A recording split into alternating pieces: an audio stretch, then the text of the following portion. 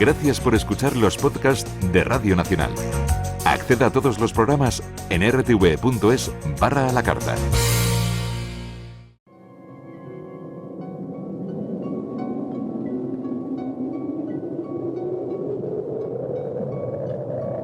Solo cuando el túnel está en la más absoluta oscuridad es cuando puede volver otra vez la luz.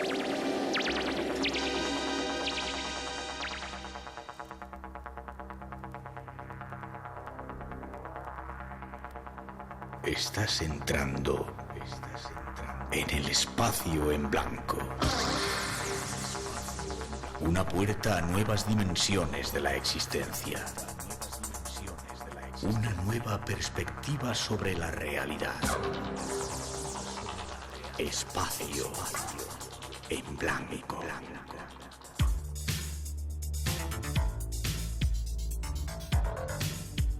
Una producción escrita y dirigida por Miguel Blanco.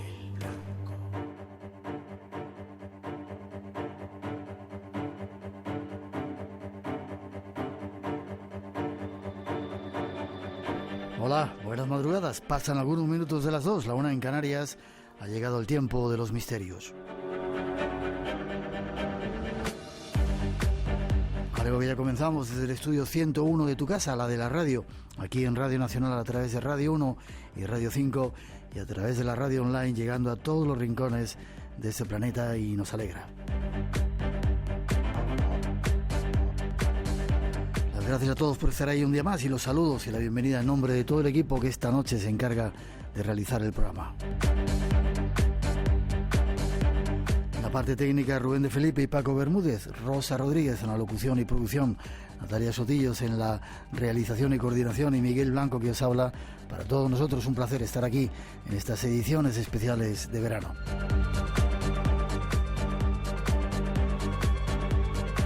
Y son muchos los temas originales que nos esperan esta noche. Algunos, os avisamos, van a dar un poco de miedo, estáis avisados. Ahí va un avance de lo que vamos a hacer esta noche.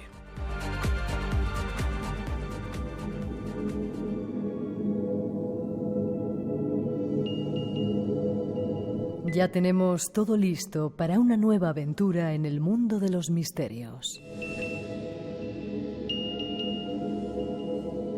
Comenzaremos llevándoos a conocer al guardián del cementerio. Una historia apasionante que está ocurriendo en nuestro país. Está llena de incógnitas, llena de terrores y de presencias desconocidas. No os la perdáis. Seguiremos el viaje hacia el mundo de las conspiraciones.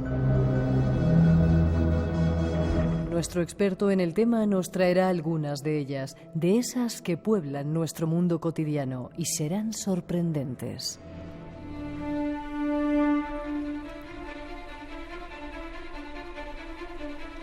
Y para terminar os queremos ofrecer los mejores sonidos de Egipto. Un viaje apasionante a través de los misterios más enigmáticos del país de los faraones. Estas son las intenciones de hoy. Disfrútalas.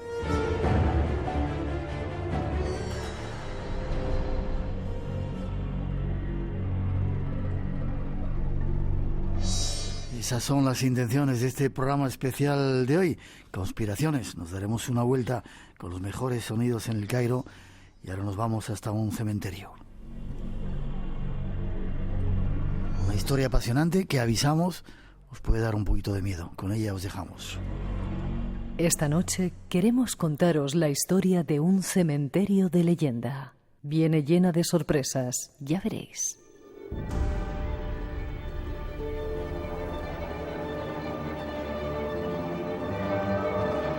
Año 1787. Carlos III, a través de una real cédula, prohíbe los entierros intramuros en todos los pueblos y ciudades de España, incluyendo el interior de las iglesias y los espacios parroquiales. Comienza la construcción de numerosos cementerios en las afueras de las ciudades, alejados y aireados, para evitar los contagios y las epidemias que tan de cabeza traen a las autoridades en aquellos tiempos. Comienzos del siglo XIX, Málaga. La ciudad ya tiene sus nuevos cementerios en funcionamiento, pero en ellos solo tienen cabida los residentes católicos y los aires no soplan demasiado bien para los extranjeros protestantes que abundan en todos los pueblos de la costa andaluza. Los difuntos no católicos son enterrados al anochecer en cualquier lugar discreto. Como uso preferente, se usan las playas cercanas, donde los cuerpos no tardan en emerger de la arena, siendo arrastrados por las olas hacia el mar o, en el peor de los casos, devorados por las alimañas. En este punto aparece la figura del cónsul británico William Mark, que lucharía y se preocuparía para que sus conciudadanos tuviesen un entierro digno en estas tierras. Tras años de constantes peticiones, el 11 de abril de 1838, por real orden de Fernando VII, se cedería un terreno situado en el este de la ciudad a dicho cónsul y se erigió el primer camposanto inglés para protestantes en el Paseo de Reading. El primer cementerio protestante de la Costa del Sol. Sin duda, lo más llamativo de este camposanto es la vieja leyenda británica que lo envuelve y que asegura que la última persona que es enterrada en un cementerio se convierte en su guardián. Vayamos a conocer este inquietante lugar.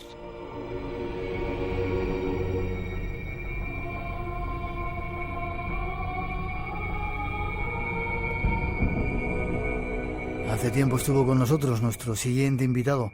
Dimos un paseo por Suecia, un lugar lleno de misterios, y ahora nos quiere llevar a otro lugar mucho más cerquita de nuestro mundo, al cementerio inglés de Málaga.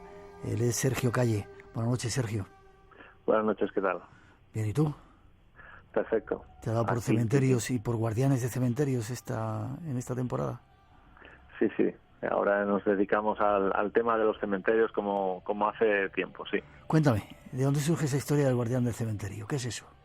Bueno, el guardián del cementerio empieza cuando yo estaba viviendo en Inglaterra, ¿no? Yo estaba viviendo en Londres y entonces estaba trabajando para una compañía y me tuvo que informar bastante de lo que las tierras altas de Escocia, ¿no? De Highlands.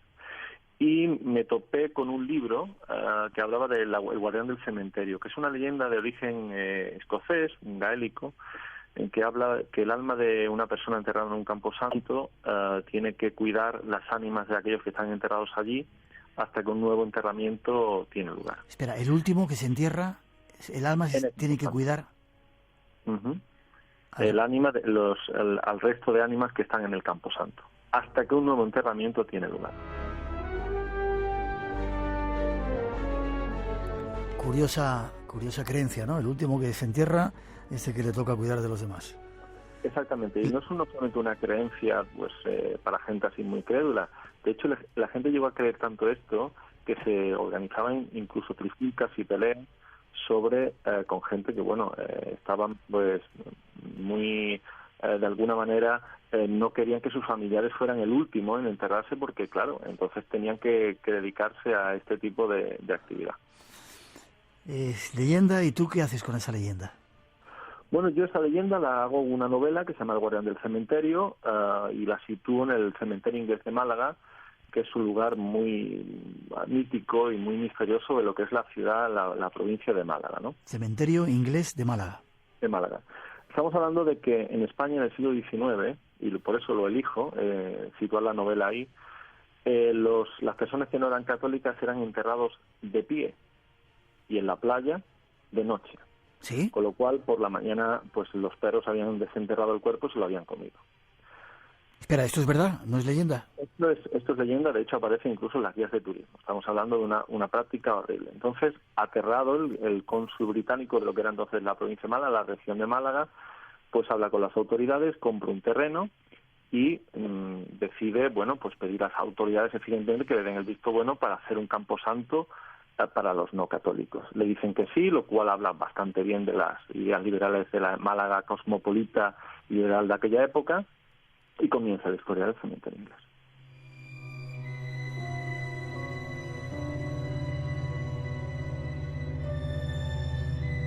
Un cementerio que aún no existe, Sergio. Por supuesto, es el cementerio inglés junto con la Plaza de la Merced, más concretamente con el Obelisco, son los dos únicos lugares en Málaga que no pertenecen a la ciudad. El cementerio inglés, evidentemente, al Consulado Británico, aunque es un bien de interés cultural de España, y lo otro, evidentemente, pues pertenece a Francia. Luego, este cementerio es muy famoso porque están enterrados gente muy, muy, muy famosa. Estamos hablando de Jorge Guillén, Gerald Brennan, etcétera, ¿no? Marjorie Grace Hutchinson, Robert Boyd, que fue un señor que fue fusilado por los absolutistas en Málaga, las playas de Málaga, y bueno, es un sitio muy mágico. Hay que decir que muchas de las tumbas están cubiertas de conchas, lo que viene a recordar un poco lo que es la forma en la cual los difuntos eran enterrados en Málaga, una especie de homenaje.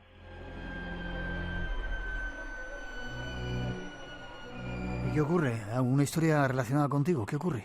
Claro, yo hago la novela, quiero publicarla, y entonces hablo de la guardia del cementerio y decido, en primer lugar, quería hacerlo en el cementerio de San Miguel de Málaga, porque allí se habían producido una serie de fenómenos paranormales con Jane Bowles, que es una escritora norteamericana, y también se han dado otro tipo de fenómenos.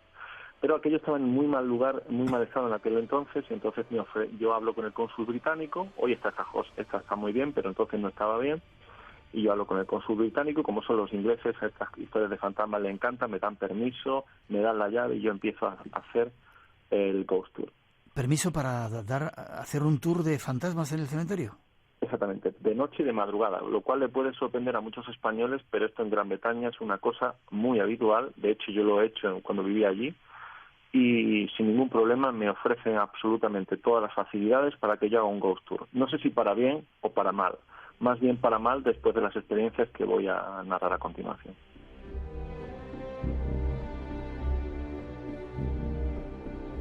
La verdad, qué diferencia de mentalidad, de los británicos a nosotros. Si tú pides permiso para hacer un turno de fantasmas por la noche en el cementerio español, te dicen que te vayas a...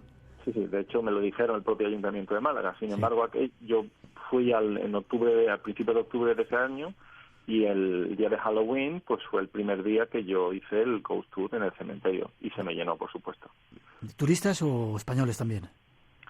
Pues todavía pues forasteros y turistas. Lo que pasa es que en Málaga es muy difícil a veces saber de dónde viene cada uno, pero sí, había muchos turistas, americanos, ingleses, alemanes, escandinavos, y por supuesto españoles buscando emociones fuertes. Y las tuvieron, ya ves que las tuvieron. Sí. Cuéntanos qué pasó. Bueno, en principio yo tenía varios actores, ¿no? Tenía el Ghost Tour, pues creamos una niebla artificial en el cementerio. Estamos hablando de un sitio de tumbas, al entrar está una cuesta empinada, tenemos allí cruces celtas, es una especie de cementerio jardín, otro tipo de concepto al tipo de cementerio que tenemos allí. Entonces, yo había escuchado la leyenda del ángel custodio, en el cual el antiguo jardinero del cementerio pues le había aparecido un señor que decía ser el ángel custodio, y que hablaba que en la estatua del ángel caído había enterrado pues una mujer que había sido asesinada o había muerto.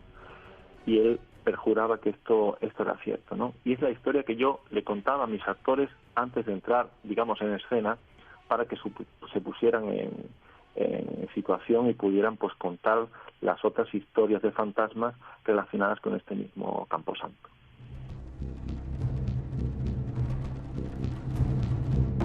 Vale, ya tenías motivados a los actores, les habías contado la historia del guardián, ¿y qué ocurre? Bueno, pues desde el primer día teníamos una chica que era la guía, que era de Brasil. Al segundo día dice que no trabaja más allí. ¿Sí? Que el sitio está encantado porque dice que ha visto presencias. Yo no he visto absolutamente nada, los otros actores tampoco, muy extrañado. Al tercer día de estar allí, porque aquello empieza a correrse la boca, aquello está muy bien, organizado, que da mucho miedo, etcétera, etcétera, pues yo veo detrás de una tumba a una señora y una luz. Una señora que no era una de tus, una actriz. En principio yo no pensé que era ningún fantasma ni nada, porque allí se habían producido una serie de, digamos, actos un poco vandálicos. Gente que entraba allí por la noche y destrozaba tumbas, hacían pues psicofonías, cosas extrañas, ¿no? Uh-huh. Entonces yo pensaba que era una actriz, ¿no? En ese momento yo veo que uno de los actores me mira a mí, donde está el escondido para hacer su representación. Era un chico que estaba disfrazado de uno de los marinos de la fragata Nassau que se hundió en Málaga en 1900, y lo veo con una cara blanca, o sea, de auténtico pánico, sale de allí y me está señalando, ¿no? La gente, los turistas, pensaban que aquello era uno de nuestros actores y estaban encantados, ¿no? De pronto vemos que la figura se aproxima, se le ve de cintura para arriba y a los 20 segundos pues desaparece. Claro, aquello la gente estaba aplaudiendo, pero nosotros no nos hacía ninguna gracia porque nosotros no teníamos ninguna máquina para hacer eso. Nosotros teníamos actores, teníamos una máquina para hacer pues la niebla, algún sonido un poco extraño, pero no teníamos eso. Y eso fue la primera experiencia de tantas que nos hace entender que allí había algo raro.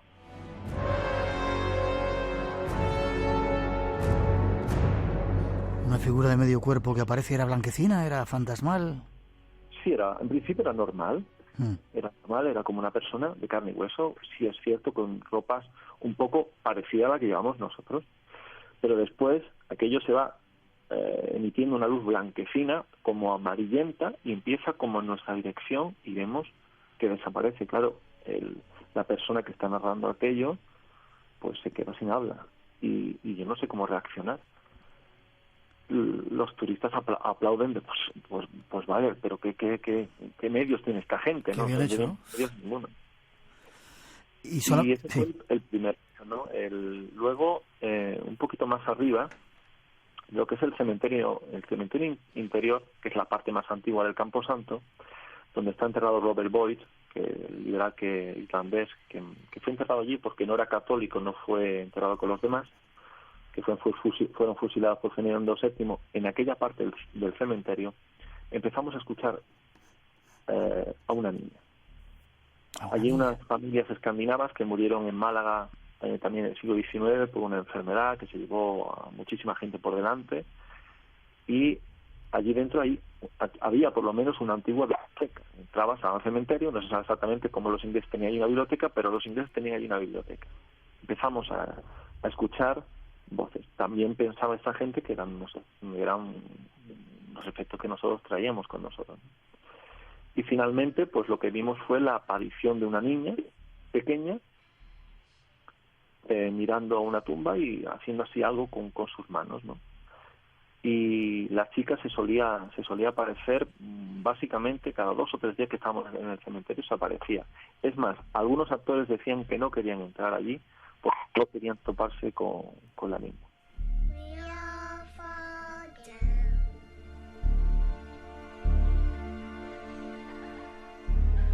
Por ahí andan, ¿las ves? ¿Las escuchas? Sí. Se me pone la carne de gallina. ¿Y qué pasó?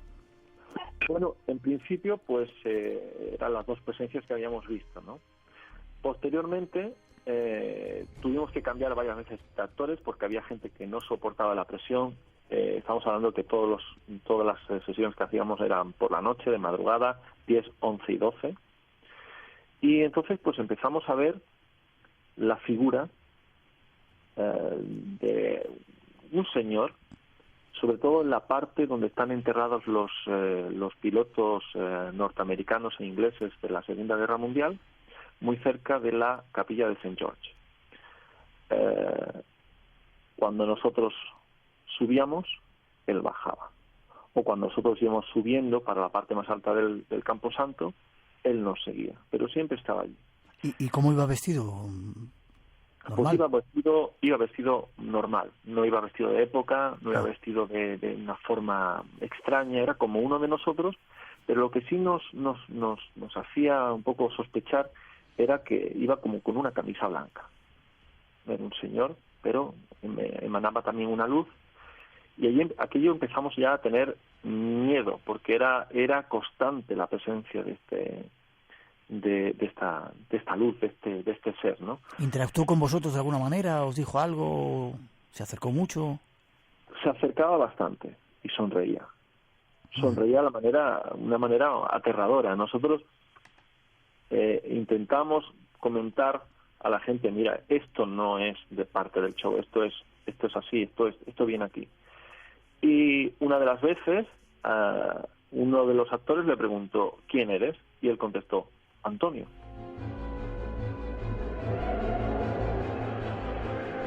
¿Y pudisteis saber quién era ese Antonio? Sí, posteriormente, como yo había conocido la historia del ángel custodio por un investigador de estos fenómenos, José Manuel Frías, que creo que lo conocéis. Sí, compañero nuestro. Ajá. Pues pues empezamos aquello, pues evidentemente pues se empezó a correr la voz por la gente que quería venir a los turnos. Ya decía, oye, pero ¿hay seguro que hay fenómenos? Decía, mira, nosotros no lo podemos asegurar, pero ocurren cosas. Entonces supimos que a través de la investigación de este investigador y de más personas, que la persona que parecía haberse envuelto en esta leyenda del guardián del cementerio era el propio Antonio del Caire, es decir, la última persona enterrada en este camposanto. ¿Que era el antiguo jardinero del camposanto? Digamos, de esta leyenda anglosajona, escocesa, en Málaga. Espera, ha habido ahí un sonido súper extraño, no te hemos escuchado. ¿Era el antiguo jardinero del camposanto? Era el antiguo jardinero del camposanto, al cual he contado antes, narrado lo que era, que se le había aparecido a él el ángel custodio. Y ahora, según estos investigadores, se había convertido en el guardián del cementerio. Lo más increíble es que la historia que yo cuento es una historia para mi novela. Es decir, mi novela, El guardián del cementerio, narraba y narra la historia de un cónsul británico, antes de ir yo a Málaga, antes de ir yo a hacer esto, que buscaba un señor para hacer de guardián del cementerio, para investigar una serie de sucesos paranormales y de desenterramiento de cadáveres en el propio camposanto. Y después esta historia, de alguna manera, se empieza a convertirse en realidad. Y es lo que a mí me llegó a aterrar más que las presencias de la niña, más del ángel custodio, más del guardián del cementerio, de esa figura, sino que de alguna manera yo había creado, basándome en una leyenda antigua, un fenómeno que era real y que por lo visto sigue siendo real en el propio cementerio inglés de Málaga.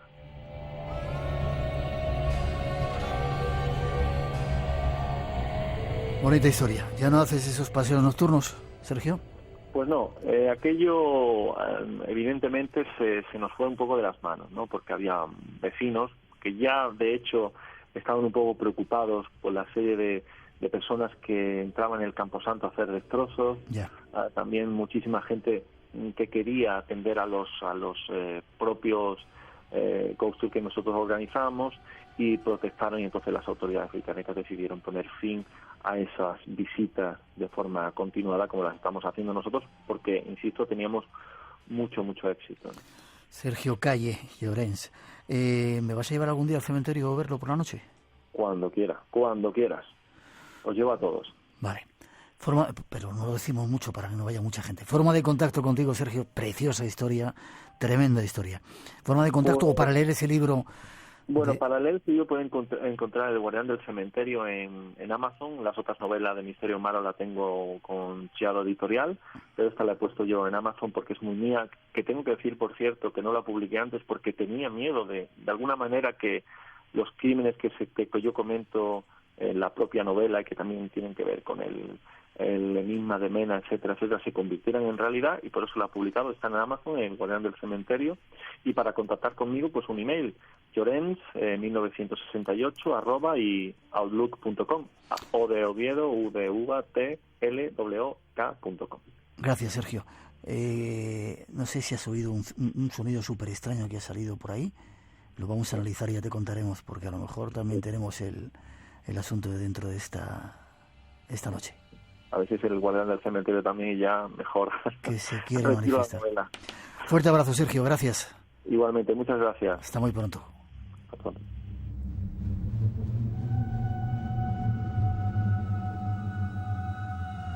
¿Tú también comenzaste a escucharlo bajo las sábanas?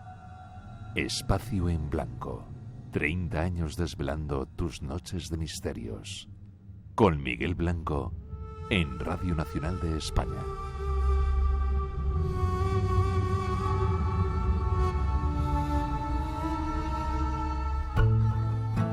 ¿Qué dirán de mí? ¿Me tirarán a la basura? ¿Seré uno más de los muertos por el arte? La radio tiene ojos. A mí me gusta, por ejemplo, el arte como disfrutón. Lo que nos gusta es fotografiar al ser humano. La radio tiene ojos. Con Ana Morente. Los domingos a las 2:30 de la tarde, mejor en Radio Nacional de España. ¿Servirá lo que estoy haciendo para algo?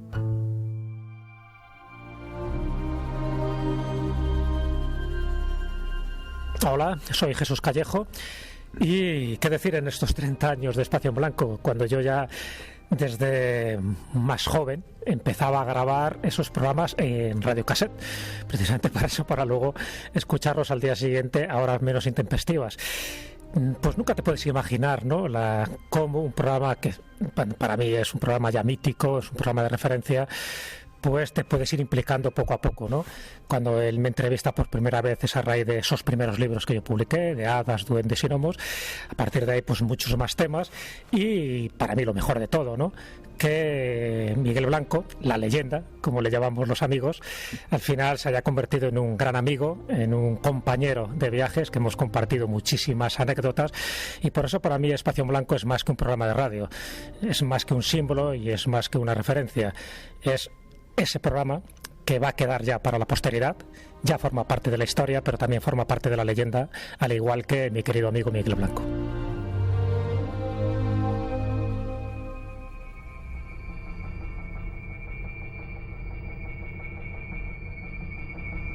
Y después de ese paseo por el cementerio seguimos. De vez en cuando vais a escuchar en estas ediciones especiales saludos a algunos de los invitados que han ido pasando por el Espacio en Blanco. Y nuestro siguiente tema nos trae un asunto preocupante.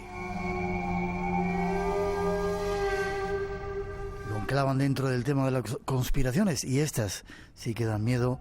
Con ello os dejamos.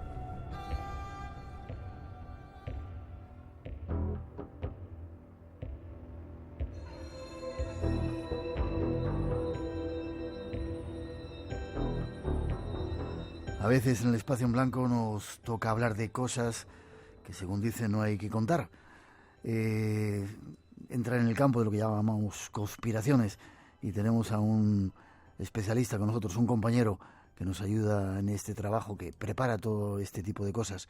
Miguel Ángel Ruiz, nos vamos hasta Cantabria para hablar con él. Buenas noches, Miguel Ángel.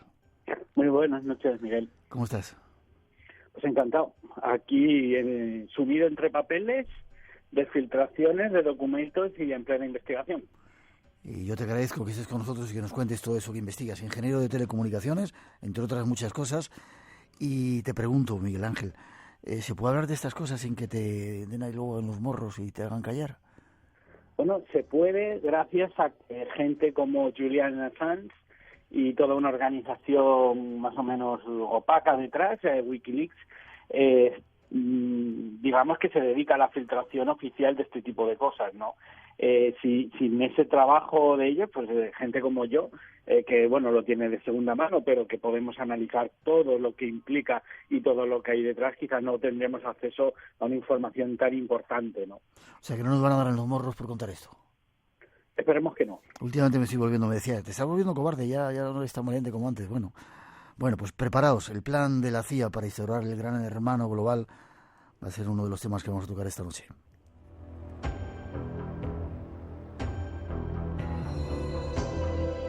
Comienzas tu trabajo de investigación diciendo que recientemente la CIA desclasificaba 12 millones de documentos. ¿Qué eran estos documentos o lo hacían un poco como paripé en un alarde de transparencia? Efectivamente, lo que hicieron fue, digamos, digitalizar una gran parte de los documentos, que algunos de ellos ya estaban desclasificados y que eran, pues, accesibles desde bibliotecas gubernamentales, y lo que han hecho un poco pues es darlo a conocer. Lo que pasa que todo aquello, desde mi punto de vista, tuvo bastante de bombo y platillo, pero que luego en el fondo toda esa información estaba, como se suele decir en los medios o como se suele decir para las agencias de información, estaba higienizada, es decir, no había ningún detalle realmente crudo.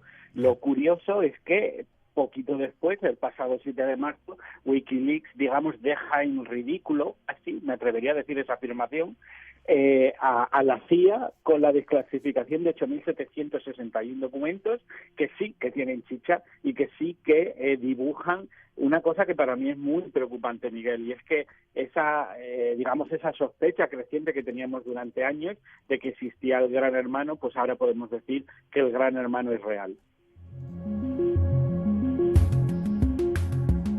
Vamos a ir matizando. Lo que desclasifica la CIA, 12 millones de documentos, ¿de qué? ¿De fútbol? Yo qué sé, ¿de qué eran?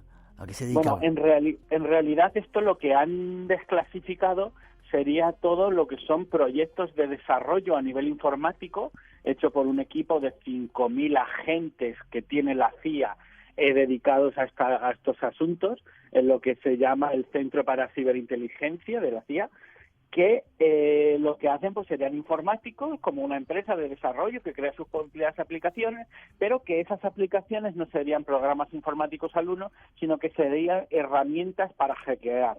Concretamente, lo que han ido desarrollando a lo largo de los años es como un diccionario de aplicaciones muy variables en las cuales les permite hackear, es decir, vulnerar la seguridad de ordenadores, de móviles, de coches, de sistemas industriales, etcétera, etcétera. Iremos hablando luego prácticamente de cualquier cosa que esté conectada a Internet y prácticamente de cualquier marca y modelo que más o menos tenga una difusión amplia, ¿no? Entonces, ¿para qué lo usan? Pues básicamente lo que han ido desarrollando es pues una gran base de datos de aplicaciones para poder acceder a cualquier cosa que esté conectada a Internet y con eso espiarnos a nosotros. Así nos controlan. La CIA saca esos 12 millones de documentos higienizados, como tú dices, pero de repente Wikileaks saca un conjunto de 8.761 documentos en los que dice que la CIA nos la ha metido. Correctamente. Y eso, la verdad, que implica muchísimas cosas, ¿no? La verdad, una de las cosas quizás más curiosas, aparte de mencionar que ahora mismo hay una gran purga dentro de la CIA y del FBI buscando quién de verdad es el verdadero filtrador de estos documentos, y que son unos documentos de los que se supone que la Agencia Central de Inteligencia había perdido su control. Pero lo importante de todo esto es que muestra cómo existe, digamos, un plan de espionaje que es selectivo. Es decir, esto no es como otras operaciones de espionaje que conocimos en el pasado, que era un espionaje masivo en el cual se registraba y se grababa todo lo que dice en Internet, sino que lo que muestra, digamos, esta filtración de Wikileaks, que deja muy en entredicho a la CIA, evidentemente porque todo esto era secreto y oculto, pero lo que ven es cómo,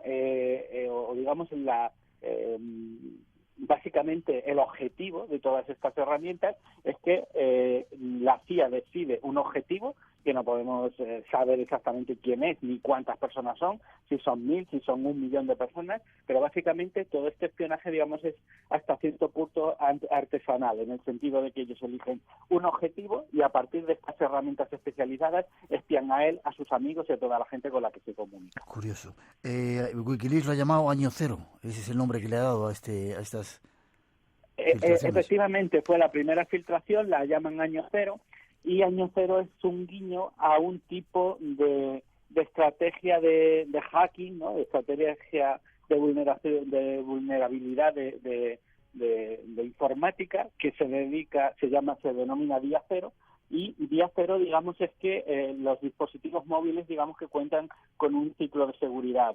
Yo, por ejemplo, en mi teléfono puede ser que tenga un exploit, es decir, una vulnerabilidad, un agujero de seguridad, un hacker lo detecta y digamos que eso se va haciendo común, ¿no? Hasta que una compañía lo detecta y saca un parche. Cuando nosotros no actualizamos los parches de seguridad, de alguna manera estamos abriendo esos agujeros de día cero, porque los hackers saben que esa vulnerabilidad existe, para la versión, por ejemplo, de software o de sistema operativo que no tenga nuestro teléfono, pero como no hemos actualizado todavía el parche nuevo a la versión siguiente que, digamos, solventa ese error, entonces estamos, digamos, abriendo una puerta en nuestros teléfonos a esos ataques día cero. Evidentemente la CIA lo que hace es aprovechar ese tipo de cosas y de hecho una de las críticas más grandes que se le ha hecho, aparte de todo el espionaje, es que la CIA cuando detecta un agujero de seguridad, se comporta casi como si fuera el típico pirata informático. Es decir, la CIA,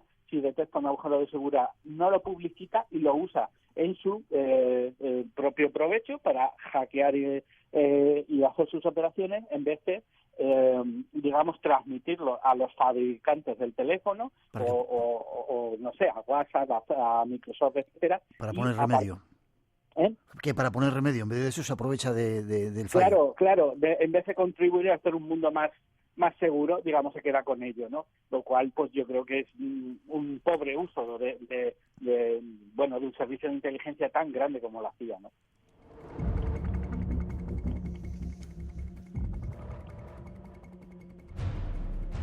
Decías antes, Miguel Ángel, que la CIA cuenta con una división llamada Centro para la Ciberinteligencia, con 5.000 personas. 5.000 personas, Miguel. 5.000 personas, que quizás es un dato que a mucha gente le pueda pasar, quiero decir, quizás no tengan con qué reflejarlo. ¿Son muchas o pocas 5.000 personas? Solamente diremos que todo el servicio de inteligencia, todo el Centro Nacional de Inteligencia español cuenta con 3.500 agentes para toda la seguridad nacional. La CIA tiene 5.000, o sea, bastantes más, solamente para hacking informático. Vale, y tienen desarrollos que, bueno, para casi todo, ¿no? Rama de desarrollo remoto, rama de desarrollo embebido, soporte operacional, desarrollo para móviles, para todo tipo de cosas. Están desarrollando este tipo de prácticas para poder saber lo que estamos haciendo en cada momento. En cada momento y digamos en cada área de la informática que existe. De hecho, tienen un departamento que se llama PSP, que para ellos son productos de seguridad personal, que será un departamento única y exclusivamente orientado a que las herramientas de hacking que desarrolla la CIA no sean detectadas por los antivirus más populares del mercado, ¿no? Entonces eso habla mucho de qué nivel de sofisticación tiene y de poderío en el fondo, porque aquí estamos hablando de hacking, pero en realidad esto es casi una carrera armamentística en el sentido de lo que se llama ya ciberguerra, ¿no? Sabemos que la central de la CIA está en Langley, en Virginia, pero parece que estos individuos también operan aquí en Europa, parte de este grupo de... Operan aquí en Europa porque una de las cosas que nos hemos enterado por la filtración de Wikileaks es que en la embajada, en el consulado de Alemania, en Frankfurt, lo que tienen es una división con un grupo de agentes, no sabemos cuántos, que están contratados como si fueran consultores informáticos y desde esta división de Alemania controlan todo el espionaje de Europa, África y Oriente Medio. Lo curioso es que algunos de estos ataques cibernéticos son extraños, pero algunos de ellos requieren cierta presencia física, ¿no? Como a lo mejor que alguien ponga un dispositivo GPS en un coche o tenga que introducir un pendrive con un virus en un ordenador, etcétera. Entonces, digamos de que la estrategia o la base en Alemania es estratégica, porque como estos espías tienen pasaporte de la zona Schengen, es decir, los que compartimos todos los países de la Unión Europea, este pasaporte les da acceso a 28 países de la Unión Europea y con lo cual se podrían mover libremente por Europa y llevar a cabo determinadas acciones encubiertas. Increíble, mucho más da miedo esto que el mundo a veces oculto, ¿verdad? Desde luego, no. Lo que está claro es que todo lo que empezamos a conocer es preocupante, pero sobre todo prueba, ya te digo, ese gran hermano que siempre habíamos pensado o teorizado que estaba ahí y que cada vez, pues bueno, esto nos viene a confirmar de que es total y absolutamente real. En el fondo, lo que estamos conociendo solo son determinados ficheros que se han filtrado, pero que corresponden al periodo de los años 2013 a 2016, es decir, posiblemente haya mucho más que sea anterior y todavía haya cosas que son posteriores. Y además solo lo que sabemos es de la CIA. Muchos de los especialistas, especialmente en seguridad informática, lo que están diciendo es que esto apunta a que posiblemente haya mucho más que nosotros no conocemos, pero que no solamente viene de Estados Unidos. Es de pensar que China y Rusia tienen departamentos parecidos. Igual que el Servicio Secreto Británico, dices aquí. A modo de ejemplo, hay un proyecto que se llama Ángel Llorón. Cuéntame en qué consistía, porque esto tiene que ver con nuestras cositas en casa, ¿no? Bueno, Ángel Llorón, de hecho, si me permites que se lo recuerde a nuestros oyentes, es un proyecto del cual ya habíamos hablado nosotros en Espacio en Blanco, cuando hablamos del espionaje doméstico. Lo que pasa es que no sabíamos que la CIA lo llamaba Ángel Llorón. ¿De qué estamos hablando? Pues de que todos los usuarios que tengan en casa una tele de Samsung, concretamente el modelo Smart TV, ya hablábamos en Espacio en Blanco que era una tele que permitía de alguna manera que se la hackease y que las conversaciones que se decían enfrente de la tele pudieran ser transmitidas por internet a los servidores de Samsung. Ahora lo que conocemos es que la CIA ha creado un virus que permite poner la tele en un falso apagado, es decir, el propio virus apaga la tele y deja como el pilotito como si estuviera en stand-by. Y tú estás en casa tranquilo, crees que nadie te está escuchando, empiezas a hablar de tus cositas, ¿no? Y la tele está escuchando. Exactamente. Y la tele está enviando a la CIA todo lo que tú dices en torno a ella. Claro, este es este proyecto concretamente, Ángel Llorón, pero lo que tenemos que recordar es que nosotros en nuestros móviles cada vez tenemos más lo que se llaman asistentes virtuales, que son, digamos, esos programas informáticos que nos permiten dar órdenes a un ordenador, a un móvil, etcétera, a un terminal inteligente, y con la voz, digamos, que ejecuten determinados comandos. Estamos hablando de Siri de Apple, de Cortana en Windows, Alexa en Amazon, Google Now. Evidentemente, y todas estas puertas, todos esos asistentes personales, cada vez más estamos viendo, se pueden convertir no solamente en amigos informáticos, como han pretendido ser, sino también en ojos y orejas de la CIA en nuestros hogares. Espacio en Blanco. 30 años descifrando misterios. Con Miguel Blanco, en Radio Nacional de España. Y esta noche con Miguel Ángel Ruiz, nuestro compañero, hablando de conspiraciones, de temas que están muy cercanos a nuestro mundo. Ese era un ejemplo, hay muchos más, como decías, ¿no? Nos pueden intervenir teléfonos, tabletas, todo aquello que esté conectado a Internet. Y ahora, por ejemplo, también los coches. Se ha hecho manejar un coche a distancia, metiéndose dentro de él, interfiriendo en él, en contra de lo que quería hacer el conductor que lo llevaba. Claro, aquí hay una cosa que es muy curiosa, porque en los papeles de lo que hemos visto es, efectivamente, son determinados proyectos de hacking, ¿no? Herramientas elaboradas por la CIA que permitirían tomar el control de un coche. Wikileaks no ha generado todo, porque evidentemente esto tiene un peligro tremendo, y Wikileaks no ha publicado la totalidad, porque eso sería como entregar al resto de hackers que existen y que no son de la CIA una poderosa herramienta, pero sí nos permite entender cuáles son las intenciones a las que apunta la CIA, ¿no? Y una de ellas es, como hemos dicho, entrar o hackear un coche. Este es un tema que tuvo bastante polémica hasta que nos dimos cuenta que concretamente la revista Wired lo que hizo para contar un poco cómo era, digamos, las vulnerabilidades de este tipo de elementos, ¿no? Que, digamos, son un sistema inteligente que controla un coche. Entonces, como digo, la revista Wired, con unos hackers, hicieron una prueba y estos hackers fueron capaces de tomar el control de un coche, concretamente del sistema operativo QNX de BlackBerry, que estaba, digamos, que era la base de un sistema de infoentretenimiento que tenía que se llama Uconnect.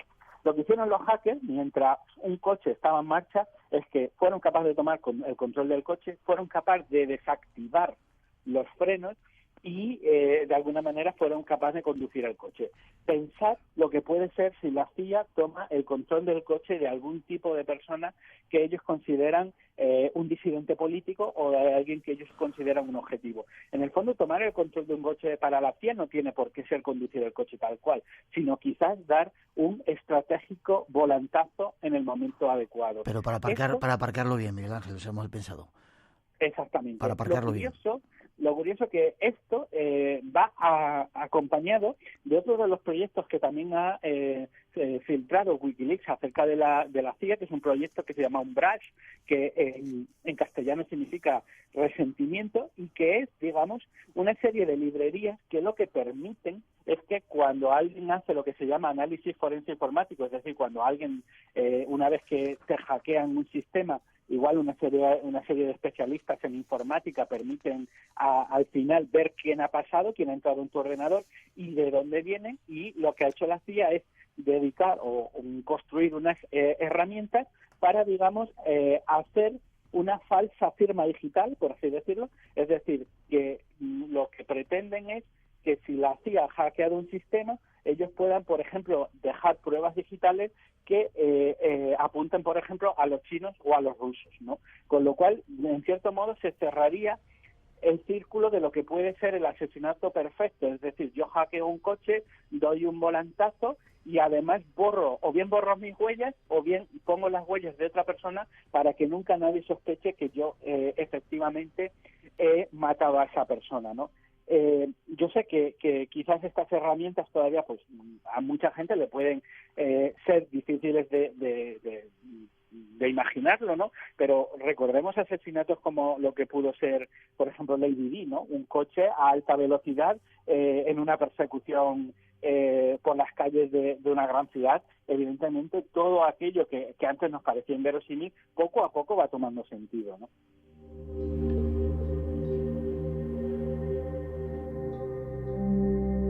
De poner los pelos de punta.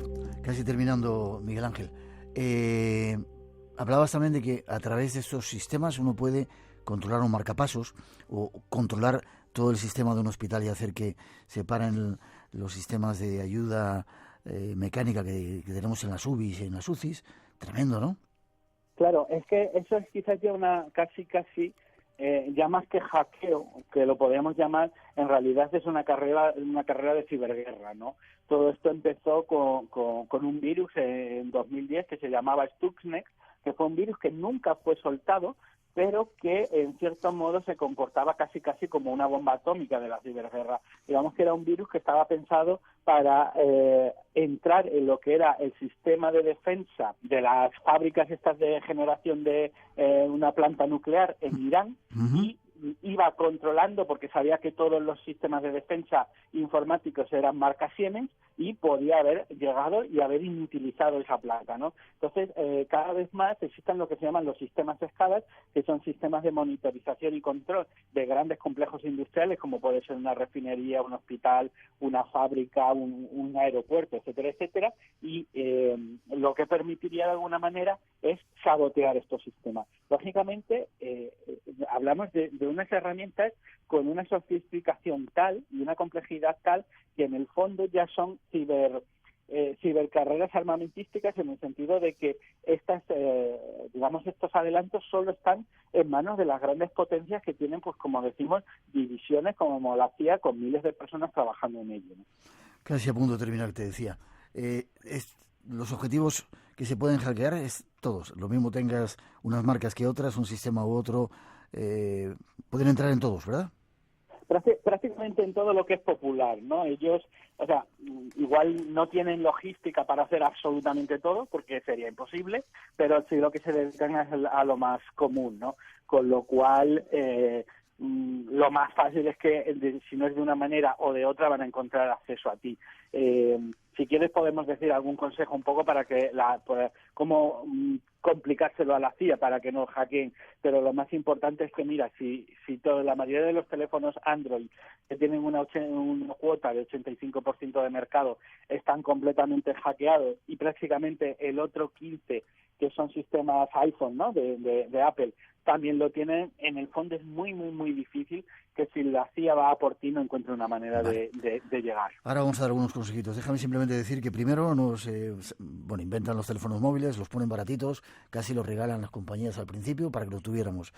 Después salen los smartphones, también baratitos, para que sigamos ahí ese tipo de cosas. Lo ponen caro también para otros accesos a otro tipo de gente. Todo el mundo tiene ahora mismo un aparato, pero es el aparato con el que nos están controlando, y la seguridad la inseguridad la hemos pagado más con un montón de euros o de dólares para que desde ahí fuera puedan encontrar y saber todo lo que estamos realizando en cada momento, ¿no? Qué tremendo, ¿no? Sí, en el fondo es una estrategia de base que no es solo de la CIA, sino también quizás de toda la industria. En el fondo, nosotros somos los que estamos pagando por portar dispositivos que permiten que nos espíen, ¿no? Piense, por ejemplo, que cuando la CIA toma acceso a uno de nuestros teléfonos y llega a nuestros datos, a nuestras llamadas, a nuestros mensajes de WhatsApp, pueden saber con quién hablamos, cuándo, cómo, de qué manera, y sobre todo, si acceden a lo que es nuestra posición GPS, pueden saber dónde estamos, ¿no? Entonces, una persona a la cual la CIA llegue a su teléfono, pues prácticamente una persona totalmente controlada para ellos.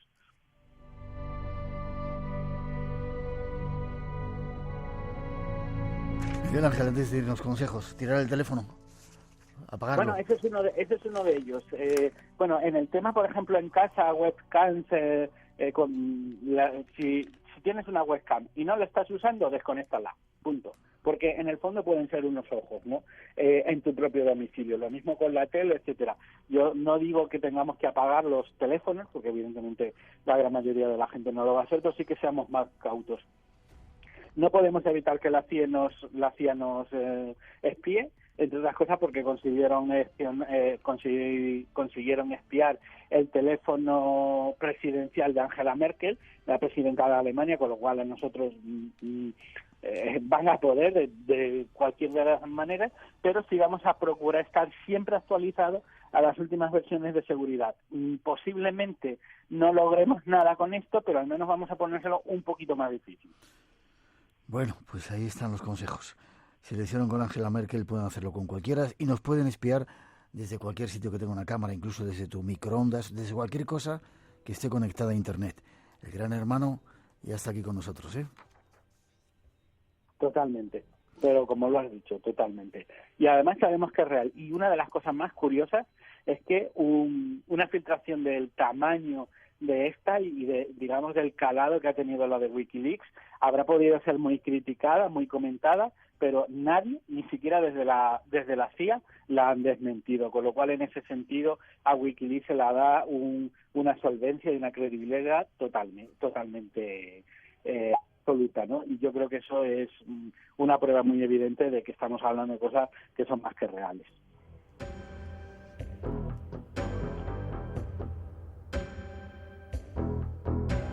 Miguel Ángel Ruiz, tomamos nota de lo que tenemos a nuestro alrededor, y por lo menos ojalá lo utilicemos de una manera más controlada para que no nos controlen, para la redundancia. Forma de contacto contigo, si alguien quiere darte los morros para que no hables de estas cosas, o felicitarte, o cualquier otra cosa.